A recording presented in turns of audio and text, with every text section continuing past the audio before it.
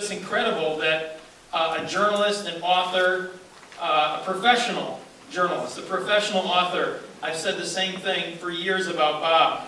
He's brought a journalist's skills and ethics and perspective and skepticism. He applied it to the medical system. He writes on a number of topics, but he was involved in the medical system. And yes, we worked with him, and he simply applied his perceptive skills to the mental health system, especially this kind of grand experiment these last 20 years, where there's been a massive increase in drugging.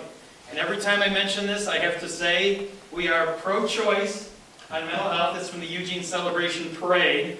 We have members who are taking prescribed medications. I don't know if any of them want to come out of the closet here who are on prescribed psychiatric drugs. We're not against, yes, thank you. We're not against psychiatric drugs, but we are speaking out about the bully in the room at the moment, and the bully in the room is the massive over-drugging. So Bob has applied those journalistic skills to this particular problem, and he just came back from a special meeting where they had about 50 invited leaders in the mental health system meet with Bob here in Oregon.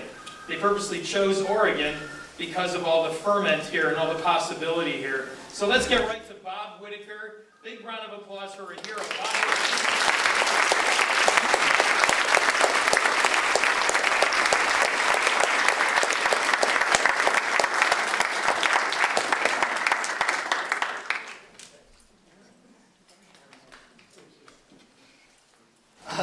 You know, I've been traveling around quite a bit, but I've really been looking forward to this because this is like being among old friends, to be honest with you. David, I tell this story as well. When I first started reporting on psychiatric issues, this was in 1998, co-writing a series for the Boston Globe, and I think about the fourth person I called was David Oaks. He started sending me straight back there. Can you hear me now? Yeah. And then I met Oryx shortly after Mad in America. Remember that first meeting? They were just starting the Freedom Center, and I watched Oryx, you know, Freedom Center blossom, became this extraordinarily important organization in Western Mass initially, and then it sort of had a national presence. Anyway, it's really been great to watch these organizations grow up, people grow up. I feel, and every time I come here, I have to tell you, I feel so among friends is the point. It's great to be what you call it, the Mad Ghetto or something. If you read the book, you'll find in the beginning of the solutions section that I talk about a hunger strike that was organized by MindFreedom in 2004? 2003, Bob. 2003. And what I hope to explain today, why I thought that was so important, and what was being fought for at that moment is, in fact, I think, critical to sort of improving the mental health system in a profound way. Because it does go to the question of truth, finally, and sort of the free flow of information and the honest communication of what is known and is not known to people who, well, it's really to the public at large. And as much as anything, I think what we have had and still have is a failure to honor truth. That's our real problem. Sometimes it gets to, well, when I write my books, it's like, oh, he's against meds, that sort of thing. I'm not against meds. What I'm against is the dishonest dissemination of information and the dishonest communication of what is known and not known to the public at large. So what I'm going to talk about, and so I want to get back to that and explain why I thought MindFreedom's hunger strike back then was so important. It actually had a bigger impact than many people knew, I think, actually, but also as an example of why that type of action and that sort of political action is so important. So historically, if we go back, I'm going to go through this sort of real quickly, the sort of history of conceptions of the mentally ill from colonial times till today, and we're going to see a recurring theme, except maybe for a brief time.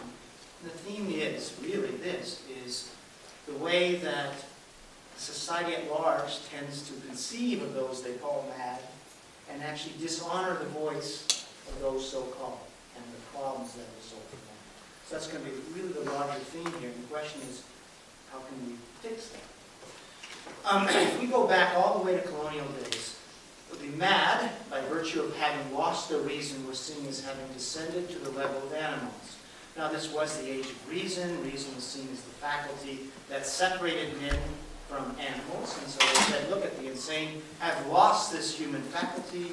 They're now sort of like animals, like they descended to the level of brutes.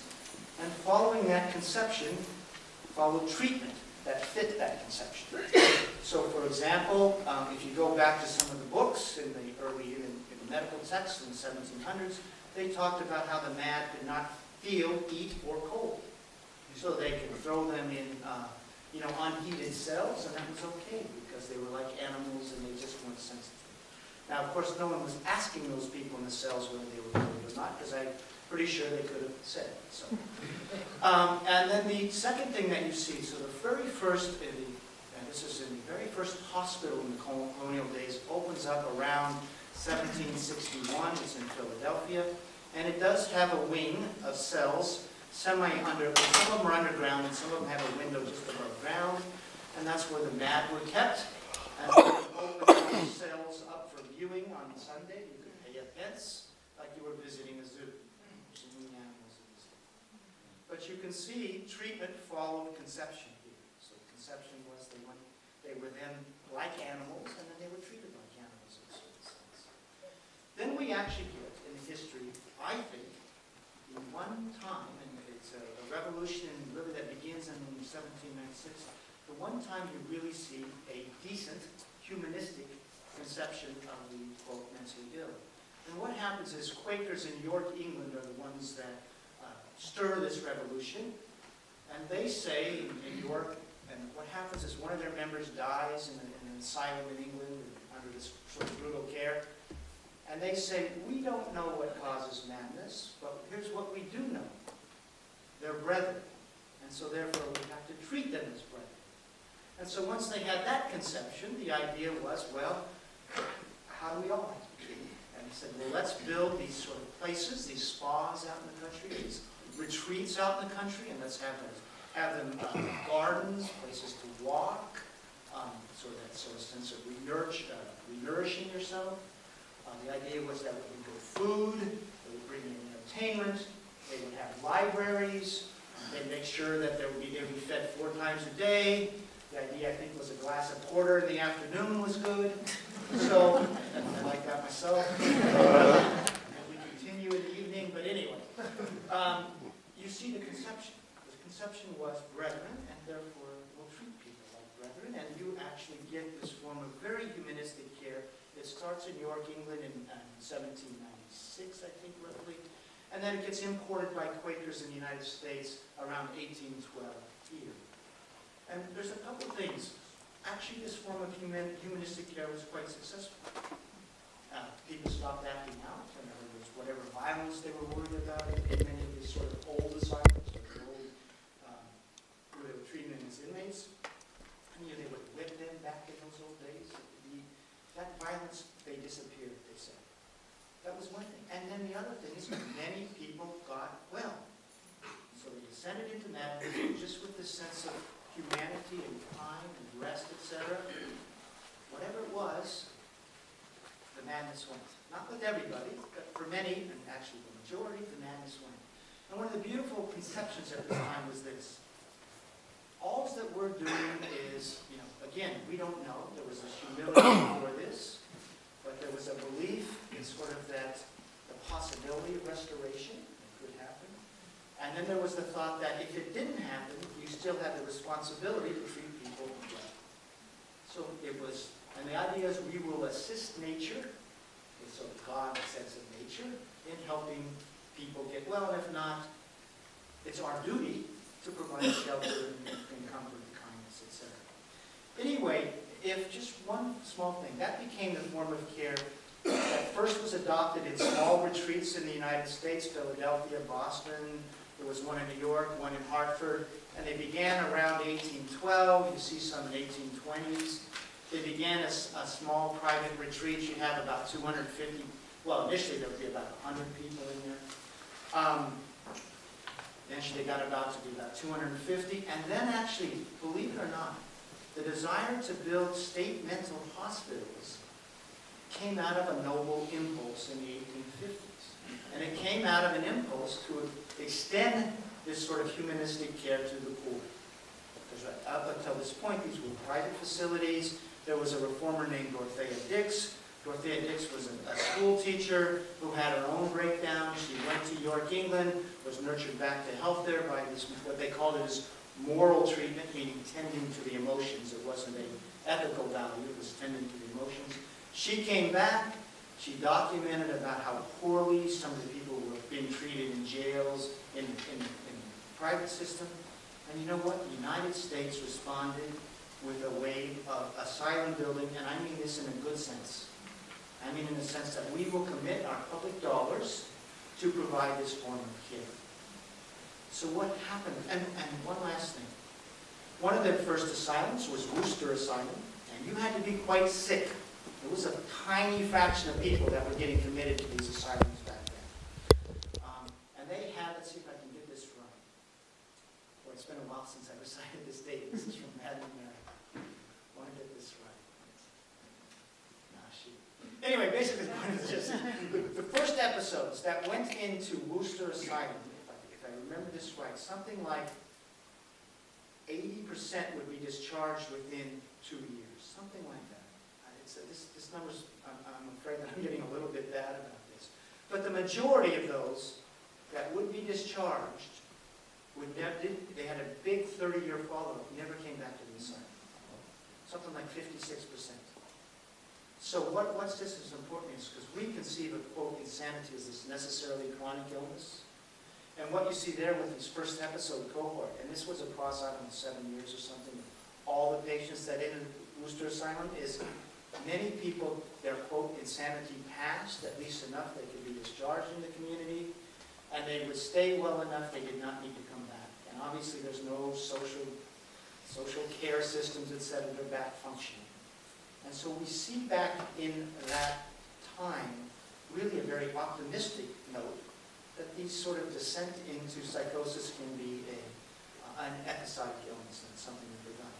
There's been a number of first episode studies that were done at that time, and modern historians have gone back and looked at the records. They always have discharge rates above 50% in 12 months. And you will find, say, a historian like Gerald Grove, who's at Rutgers. He's one of the great historians of this era. He will tell you, we have never equaled these outcomes since. Just from good old times, humanistic, socializing care. We don't get anywhere close to these outcomes today. But the point here in this is, watch how the conception there, what is that conception? It's not about them and us, so to speak, you know, the other, the man that separates us from humanity. It's this commonality. And once you have that commonality, of course, you retain this sense of treating people like brethren. It's a principle that maybe we want to remember. Anyway, what happened to moral treatment? What happened to moral treatment was it became a victim of its own success. So these asylums opened, they were seen as humane, there were no nursing homes, and people began dumping everybody in there. They began dumping people with neurological disorders into there, the elderly, demented elderly, there was a lot of alcohol-related dementia. So they start dumping them all into these facilities that were supposed to be small and sort of nurturing in that way, and they grew big. And they became, instead of like 200, they became 800, 1,000, 1,200. And then all of these sort of things that were meant to nurture people, day rooms, entertainment. I mean, if you go back to the pictures of the moral treatment asylums in the early 1800s, it was like a bedroom. By the way, people would dress up, that sort of thing. But that got lost, because they began dumping all these people in there. And as they became bigger, and with people with end-stage dementia, alcoholism, the discharge rates plummeted. And as those discharge rates plummeted, moral therapy came to be seen as a failed form of therapy. Finally, in around 1892, the asylum psychiatrist said it's time to embrace the medical model, in essence, of treating the insane.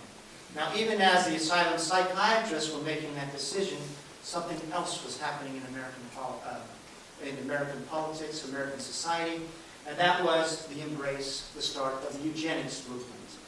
Now, eugenics is this, and it really arises from Darwin. Darwin, of course, again, it's been a while since I visited this material. Darwin publishes his Origin of Species around 1860, something like that. Does anybody know what actual date it is? Anyway, it's around 1860s, and he has a cousin named Sir Francis, and obviously the point of this is species can evolve, right? That's what is implicit in including a human species. So his cousin says, since species can evolve, if we want to protect these species and have the human species continuing to evolve, we need to encourage those with good germplasm to breed, and we need to discourage those with bad germplasm not to breed. And you can see the problem here right now. Is that a conception that's going to encourage the sense of brethrenship? No, it's going to do the exact opposite. It's going to encourage a sense of segmenting people, some people being more worthy as others, and those, we're going to have some people that we're going to say are a problem to society, a threat to society with their genetic makeup. Now, the people who were really behind the eugenics movement were white Anglo-Saxon Protestants. It was a, quote, science that was really nurtured at the Ivy Leagues here in the United States in the early 1900s. So what group of people do you think they found scientifically had the best germplasm? White Anglo-Saxon Protestant. And the further you were away from that, the more you were likely to fall down the tier. So next thing you know, if you were Southern Italian, you weren't as good as white Anglo-Saxon Protestant. Obviously, if you're black, a freedman, you're seen as having very bad germplasm. And at the bottom of this tier were, quote, the insane. So they were seen as really, if you can read this literature, actually, if you do read this literature, it is frightening and gut-churning and awful. They were seen as defective human beings. That's what you'll read. It's that mad, we're defective human beings, and we needed policies to stop these defective human beings from spreading their bad germplasm, it's called. And we became the first country anywhere to start enacting social policy based on that belief. So I think so think about what we need to do. We, of course, I'm talking about collectively as a society that believes in this. The first thing we have to do is to prevent people from, well, we say we're going to prevent them from marrying, because that way, theoretically, we won't have children. So I think the first state to pass a law preventing the insane from marrying was in, again, I should have visited this before I came here. I don't know if it was Connecticut, but it was around 1896. And then one state after another passed laws saying the insane can't marry. You go to fill out your marriage certificate and you had to attest that you were sane. Now, what the eugenicists said, there's a problem with this, because these mad people, when they come to fill out their marriage license, they don't admit they're insane. So that wasn't working so well. So what did they have to do? Well, the next thing they said is we have to lock them up through their breeding years. We have to put them in mental hospitals and keep them there. And you can chart what happens to discharge rates under these eugenic policies. If you go back to the moral therapy, people were coming in and more than 50% would be out within a year. Once this eugenic attitudes happen, you'll see the discharge rates just plummet.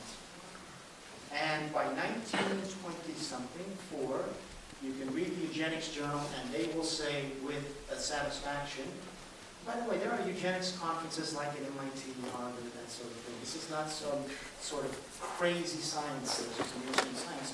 You can read the neuroscience satisfaction, the segregation of the insane is fairly complete. They're doing a good job about keeping them out of society.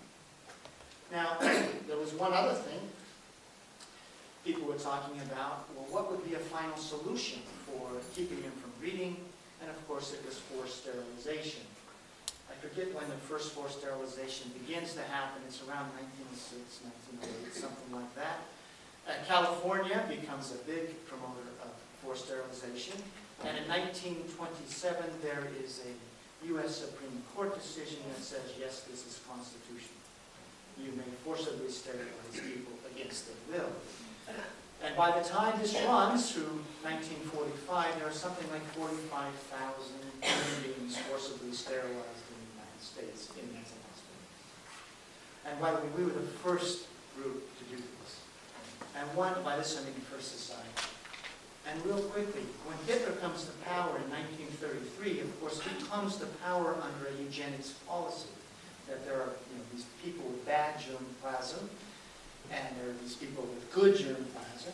And he actually looked to the United States as someone who had pioneered the forced sterilization. And they very quickly, Nazi Germany, set up forced sterilization courts for sort of doing this in a procedural manner, with due process. And two things happened. One, Nazi Germany felt they were doing this in a much more, I don't know if humanistic actually is right, but with due process. So they saw theirs as more right, so to speak, than what was done here. And then you can actually read in the American eugenics publications, look, the Nazis, or the Germans, are beating us at our own game. We need to increase our sterilization as well. My point is, you can see what's happening. There's this horrible conception of the mentally ill that takes hold under the eugenics era. You can read, in fact, you can go to a New York Times paper at one point, I think this is in 1923, and you can find how a group from Congress toured a state hospital, and they were presented with a man, and the idea was maybe he should be killed. And that this was presented as an idea that might make sense, that he had no worth. And that, why obviously we didn't enact such policies, but that was considered an idea that was not beyond the pale. It was people of Congress, and it was reported in the New York Times, and you can go to the archives and read the paper, and this is an idea worth considering. Anyway, what happens now in terms of medical therapies at this time, when we get this sense of the valuing of human beings? Well, what we get starting in 1935 are a series of therapies that were known to work by damaging the brain. And if you'll read, they'll call them brain-damaging therapies. This began with metrazole convulsive therapy. This was where they would give people, in essence, a poison. They would go into this horrible seizure, convulsion. Sometimes they would break their back. And they would give this repeatedly, but this was seen as actually something of a miracle therapy. And the critics would say, we're not sure if the physical therapy works, but one thing is clear, that people are so frightened by it, they will start behaving better because they do not want to be hauled down to convulsive therapy. Electroshock actually was invented as a way to more reliably induce the convulsions that would be seen as helpful with metrazole convulsive therapy. Then we got insulin coma therapy, and then finally we got lobotomy. Now, what was lobotomy? What are the frontal lobes? The frontal lobes are the part, if you have a chimp brain and you have a human brain, there is one thing you'll see that is different. The frontal lobes in the human brain are much more pronounced. So this really is our seat of humanity. And beginning in the early it was invented by a Portuguese neurologist named Miguel Ruiz in 1939. It became popularized. You can read in medical journals how successful this is. And it begins taking hold in the United States in the mid-40s. I think it's in 1944, there's their first sort of summary of the effects of frontal lobotomy. So there's been about 400 cases, and it sort of goes like this. And again, I wish I had brushed up on this, but worked well in about half the cases, worked okay in some cases, and the others, well, it didn't work, but no one got harmed. So there really wasn't bad outcomes. It was either nothing, so-so, good. And when you actually read about even the so-so or good outcomes, there is a value statement going on. So they will say, for example, listen, we had this agitated woman, this woman that was depressed. And yeah, she used to like to play the piano, but she was agitated and all. And now, I'm going to forget this line, she sits at the window all day long, sort of like a domestic cat, looking out the window, and she was assessed as a good outcome. That change was seen as good. Now the point of this is, why was that seen as good? Because of course there had been the devaluing of the insanity, really, is what had gone on. And so that's one reason, it's the perception that this change in being was okay. So now going forward is now we get the modern era. And our understanding is lobotomy leaves, and in 1955 we get authority, which introduces the modern age. And you can read conventional histories of medicine that say that was as an important leap forward as penicillin was in infectious medicine. And as we all know, penicillin was an extraordinary leap forward. We get the antibiotics in the late 1940s as part of what you referenced. And penicillin and the antibiotics indeed cured bacterial infections. This is, you can read this today in conventional histories, as important a leap forward as penicillin. A couple things real quickly. However, if you go back to reading the literature at the time Thorazine was introduced, it was actually seen as and praised as providing a chemical lobotomy. In other words, it was seen as doing chemically what they were doing surgically. And one of the reasons was they were getting a change in being somewhat similar to what they saw with the surgical lobotomy, in which people were quieter, sort of less engaged with their environment, that sort of thing. But because that was seen as a good thing, that's one of the reasons the meds right away were seen as providing a beneficial change. And by the way, one small thing, so for the capacity of medicine to be diluted, or this is, in 1949, Gaz Moniz won the Nobel Prize in Medicine for having invented lobotomy. It was seen as a miracle brain surgery. If you can read in the New York Times about how these modern surgeons, with the finesse of watchmakers, had learned how to neatly pluck madness from the brain without doing any damage. So that was how it was reported at the time to the media, and you can read this in the Reader's Digest. And just so you know how they were actually doing lobotomy at the time, a person would be, when they learned to mass produce lobotomy, so they would lay someone out, and Walter Freeman would come in, and you'd be like this, and he'd take an ice pick and just hammer through your eyes, your eye orbits, these two of them, and then pull back on it and scramble your frontal lobes, and it would take a few minutes. So that was the describing of watchmakers moving, plucking madness. Anyway, so now going forward, we have this belief system that we have this humane system, that we are so much better at treating madness than we were in 1955. And I'm going to run through this last part quickly. So that's the story. Number one, how many people were in state mental hospitals with psychiatric diagnoses in 1955? So that's the part we're going to call seriously mentally ill. Well, it was about 360,000 people with psychiatric diagnoses. There were another 200,000 with end-stage dementia, Alzheimer's, etc. 360,000 people. That's about 1 in 484. Okay? That's one thing to remember. Okay, let me shut up. Sorry. I've got two different strains of thought going forward in my head. Okay, let's just go forward with how many people now are ending up in that category of this broad category of madness, so to speak. Well, as you know, we deinstitutionalized after that. And one of the ways that researchers try to track the metric of, quote, the seriously mentally ill, the disabled mentally ill, as they said, listen, we used to take care of this population in hospitals. Now such people are on SSI and SSDI. And so the seriously mentally ill populations is sort of a marker for that. And so they've gone, say, from hospitalized to SSI and SSDI members due to mental illness. In 1987, that had grown to 1.25 million, so we went to 360,000 to 1.25 million, and that's a per capita rate of about 1 in 184, something like that. Now, you may complain that's comparing apples to oranges and different seriousness, but now let's just look what's happened in our modern era from 1987 to 2007 on the SSI and SSDI numbers. This is when we got the second generation drugs. So we got Prozac, the SSRIs, and they were the selective serotonin reuptake inhibitors. Those replaced the tricyclics.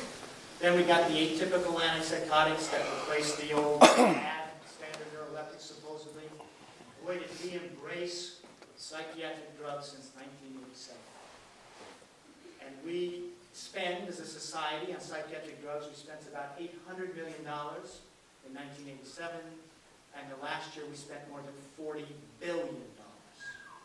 So like a 50-fold increase.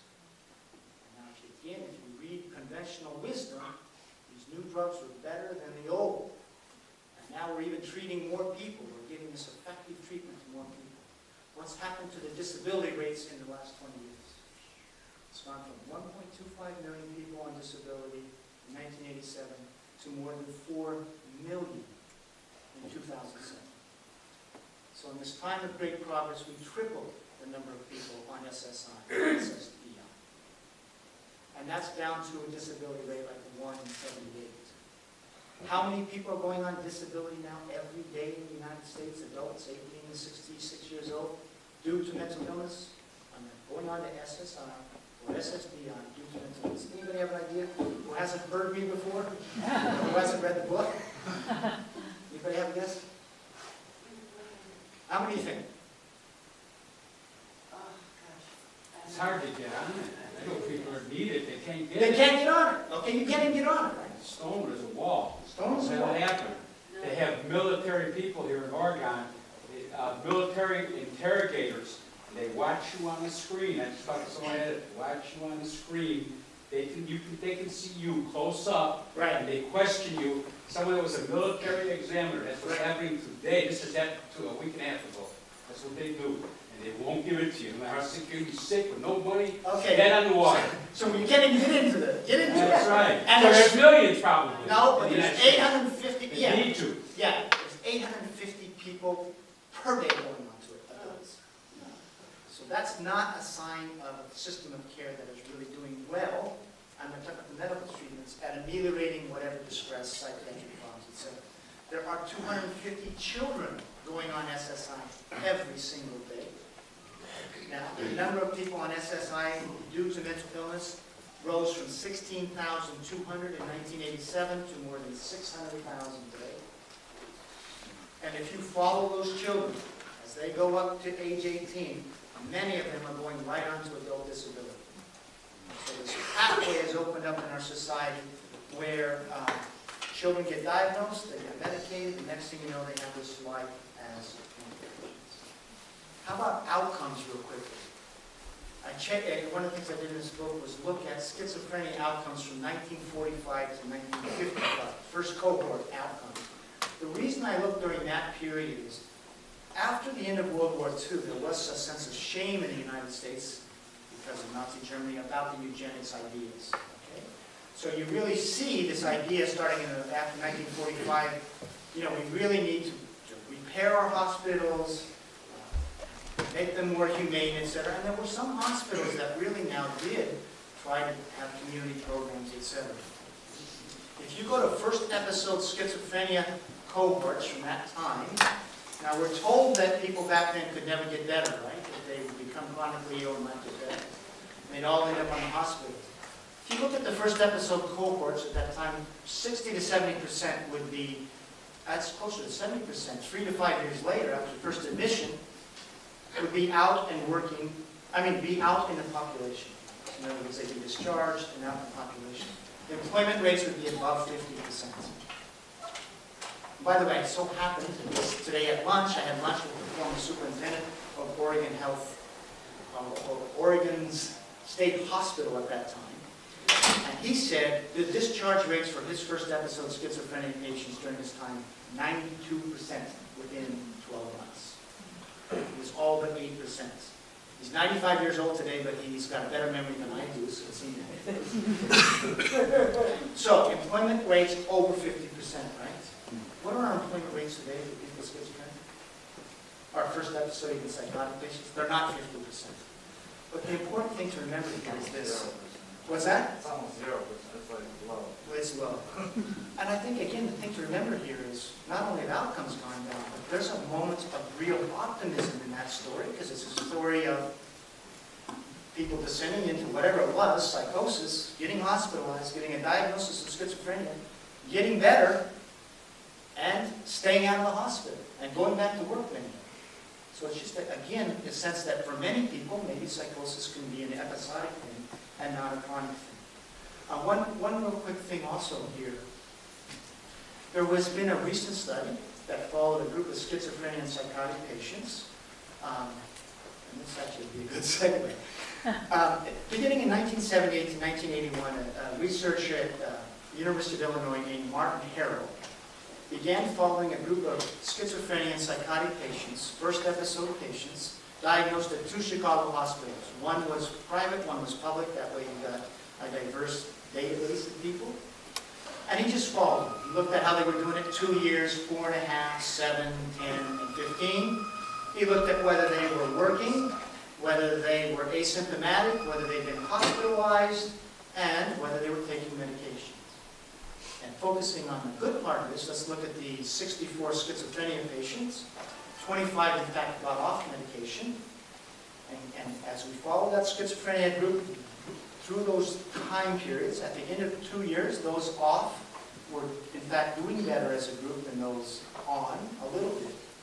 But then between year 2 and year 4.5, those that got off continued to get better as a group, dramatically, actually. Whereas those who were kept on medications did not, or continued to take their medications. Such that by the end of 4.5 years, 40% of those off medication were in recovery versus 5% of those on medication. And that difference in recovery rate stayed the same through all 15 years. So at the end of 15 years, the recovery rate for those off medication was 40% versus 5. And Harrell also had this segregation of outcomes. Recovered, so-so, uniformly poor. Off medication, it went like this. Off medication. 40% recovered, 44% so-so, 16% uniformly poor. On medication, 5% recovered, 44% so-so, 49% uniformly poor, something like that. In other words, there was a shift in outcomes towards the chronic part. Now, forget about, like David said, it's medications work for some people. They work on the short term. Some people do really well in the long term and find them helpful. That's fantastic. Great. But you see the part of the story we don't hear in the population? We don't hear about this other type of recovery. It's just, and we don't even have protocols that allow for that type of recovery. And what obviously we need is, A, we need to know this information, and we need protocols that allow for that type of recovery. Now that study was published in 2007. You all published it. You all paid for it. I mean, the taxpayers paid for it. It's the best prospective longitudinal. Oh, one other thing. Remember there was that other psychotic disorders group of milder psychotic disorders of about 81 patients? About half of those patients got off long term. And again, they had in the aggregate much better outcomes than those on medication. But even more optimistically, of that group that got off, they had a global assessment scale that went 1 to 8, okay? 1 being best. And anything in 1 to 2 would basically meant you were recovered, you were working in the center. As a group, those off were around, they had an aggregate score, I think, of 2.04. In other words, as a group, they were in the recovery category. And by the way, among the schizophrenia patients, off meds, employment rates again were above 50%. Okay, and so in other words, this is an optimistic story. There was a lawyer that became in this group, a professor, some other high-level groups, but we don't hear about these patients, and we don't hear about this study. That study was published in 2007. Okay, the best longitudinal study we've ever had. Did it appear in any American newspaper? The only time it appeared in a newspaper was when Oryx and I finally gave a talk in Worcester, and there was a local reporter, and he reported. So why wasn't it reported? Let's imagine the results were the opposite. 40% recovery for those on meds, 5% of those off. Do you think the American Psychiatric Association would have issued a press release? Obviously, because that would have, Would the National Institute of Mental Health have trumpeted that? Yes. Would the National Alliance on Mental Illness have trumpeted it? Yes. And these are our information brokers in society. But none of them did You can't find this information on their website because it contradicted the belief system. And I'm going to be quiet here in a second, but here's the problem. This is what we need. If we're going to have care that works, we need to have an honest brokering of information. And this is why there's another story that's been told, and I'm not going to go through the research. You've all heard the story about chemical imbalances, right? That depression is caused by low serotonin. Schizophrenia is caused by too much dopamine. Well, that hypothesis arose from understanding how the drugs act on the brain. So, for example, they found that antipsychotics block dopamine receptors. Then they hypothesized that people with schizophrenia had too much dopamine activity in the brain. They investigated that, and they did not find that to be true. So you can read Stephen Hyman, for example. Stephen Hyman is the former director of the NIH. He's a neuroscientist. He says in 2003, there is no compelling evidence that a lesion in the dopaminergic system is a primary cause of schizophrenia. How about the low serotonin theory of depression? Where did that come from? That came from understanding that drugs kept the serotonin in that synaptic cleft between neurons longer than normal. It blocked the reuptake from there, and theoretically upped serotonergic activity in the brain. So beginning in the 70s, actually, researchers began looking at people with depression have low serotonin activity. And there's ways to do that. As early as 1984, the National Institute of Mental Health is declaring that as a result of research, it doesn't look that elevations or decrements in the serotonergic system are responsible for depression. That's 1984. More research happens. More research happens. In 2000, a guy named Stephen Stahl, who writes a book called Essential Psychopharmacology, he sums up this entire research. And he says, serotonin is known as a monoamine. He says, there is no real monoamine deficit in depression. We did not find it. A guy named Kenneth Kendler, co-editor-in-chief of Psychological Medicine. David knows where I'm going with this because he's going to feed into the hunger strike. 2005, he says, we have hunted for big, simple neurochemical explanations for mental disorders, and we have not found them. Now, here's why this is important. There was a recent survey. So in other words, they didn't find it. The chemical imbalance story is not science. It's a marketing story of selling medications. Recently, there was a survey of the population, the adult population, about what they knew about mental disorders. 87% of Americans now understand that depression is caused by a chemical imbalance due to lower serotonin. 80%, yeah, roughly the same, understand that schizophrenia is caused by too much chemical imbalance in the brain. So what do we have there?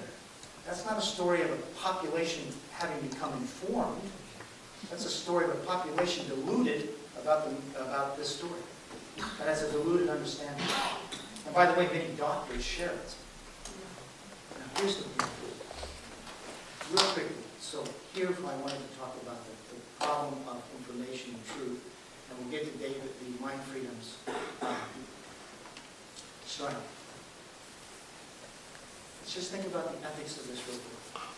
Many, many people have been told they have broken brains. They've been told they have chemical imbalances, and that's why they have to take the drugs for life, like insulin for diabetes, as if it's no fixing something. It's just not true. Not a true story. They don't know what causes mental disorders. And the drugs are not fixing any known pathology. So first of all, we have a corner of medicine that's based, frankly, on, I'm going to be generous here, on telling fibs. And I don't think you would ever tell a person with a heart problem, you have a heart problem, you have a hole in your heart, and you didn't have a hole in your heart. Unless you want the money. But you see the problem here. Good medicine has to arise out of honestness. That's the first thing. As Americans have adopted that belief, just about getting ready to read the book here, stigma has increased. When they survey people, will you be willing to live next to, quote, a person with a psychiatric disorder? It's going down. Fear is going up because they think people have a broken brain. And just in terms of history, is this a conception that gets us to conceive of each other as brethren? Or is it there's this line, over here are the broken brain people, and over here are the, quote, normal people? we have this idea that there's this illness, right? That there's some people have this disease, have to be treated one way, and other people are normal. It's just, I mean, it's what we really see, of course, in history and in outcomes is, who knows why you end up over here, and maybe you have some predisposition and something's going on neurologically, or who knows what's going on.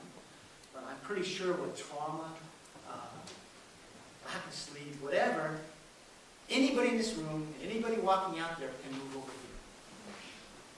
They can have psychosis, they can have depression, they can have anemia. It is in all of us, and I think if you read your Shakespeare, you know that to be true. So the point is this, we have this sort of false illusion that leads to stigmatization. What else does it lead to? Well, it gives currency to expansion of forced outpatient commitment, increasing that. You know, as that expands, this idea that even as you get out of the state hospital, whatever you may be, next thing you know, you're under societal care or under orders to take your medication, which may be helpful and which may not be helpful. But the thought is it's like insulin for diabetes, and that's what the courts do it. But it expands that sort of state authority, so to speak. What else does that delusion do? Well, it expands medicating kids. So all they have to say is, you know, kids have this disease, and they can't ever explain what the disease is actually, but they have this disease, and therefore they need to be medicated. And it becomes like a matter of providing medical care. But think about this. There's nothing, we don't know anything that's wrong with that kid, right? It doesn't have a chemical imbalance. Whatever's going on in that brain, we don't know. Maybe the brains operate a little bit differently. But there's no known pathology that's being fixed by those drugs. So you really want to ask yourself whether you should be doing that to kids. And I'm almost afraid to, but as long as we're on the moral question and how profound this is, and again, I know people are taking medications. Whatever I say is not medical advice. Do not act on this. It's just a story about the need to have honest assessment of information. And let's just apply this to kids, okay? As you know, we're medicating kids with atypical antipsychotics big time, especially foster care kids, but also medicated kids. And if with foster care kids, there's a significant percentage of kids 0 to 6 on atypical antipsychotics. And theoretically, that's being treated some disease or something. But there's just a study out last week that shows that over time, with atypical antipsychotics, you get brain tissue loss. And there's some correlation with that brain tissue loss to functional impairment, sort of increased lethargy, and cognitive decline. Now, that's not going to be published in the newspapers, even though it was done by Nancy Andreasen, who's the former editor of the American Journal of Psychiatry. The study was done with the idea that we would see that schizophrenia is characterized by brain tissue loss, and hopefully the drugs would arrest it. But when they actually looked at the effect of the drugs, they saw that loss was dose related. The point is, if we have that message out, would you be giving atypical antipsychotics to 3-year-olds? I don't think so. Would you be giving them to 10-year-olds? I don't think so. And so finally, to conclude here is, this whole revolution, this whole story about MindFreedom, patients' rights things, it's ultimately about what is about civil rights. It's about being treated in the same way that everyone should be treated, which is honestly, not dishonestly, right? I mean, in other words, you don't get to lie to this one group of patients. And it's such a fundamental, important struggle, is what I'm saying, to have this to be an honest arena of medicine. And what is happening right now is, you know, the patients' rights movement has been so fantastic. It's grown up. It's becoming an ever more powerful voice. And David can tell you, when this got started in the 1970s, and it has grown up. But I hate to tell you, my sense is the battle's being lost. Just look at the children. The battle's being lost. More and more parents are being told, your kid has to take this medication, has a chemical imbalance. And that's just not a true story. So we're losing this battle. Autism's part of it too. Yeah, that's its whole other story. And here's, again, I was just having lunch today with a man named Dean Brooks, who played himself in One Flew Over the Cuckoo's Nest. And I know about this research, by the way. It just hasn't been published. There's research. You know, early death is now a problem. Seriously mentally ill are dying 25 years earlier than normal. By the way, there's a study that even tracks this increase in early death in schizophrenia populations. There's something called the mortality-adjusted risk ratio. And basically, you have the standard for a normal population. What was the risk of dying if you were a person diagnosed with schizophrenia? It's like 1.8 times, and this is excluding suicide, in the 1980s. Then it became 2.8. Then it became 3.2. It's increasing in the last 3 years. We now have people dying 25 years earlier. And now this is twice I've been told of research being done in Southern California. So that 25 years earlier is telling you people are dying at 56. The latest data of seriously mentally ill on cocktails for 20, 25 years is in their 40s. And they're apparently frightened to publish this. And so I would say to you, if you want to know, if we want to talk about the moral imperative here, how long do you think the 5-year-old put on an atypical antipsychotic is going to live? I don't know. But I do know that kid's not going to live to be 80 years old, or 70, or 60. So finally, what happened with MindFreedom? Why did I put them as a solution?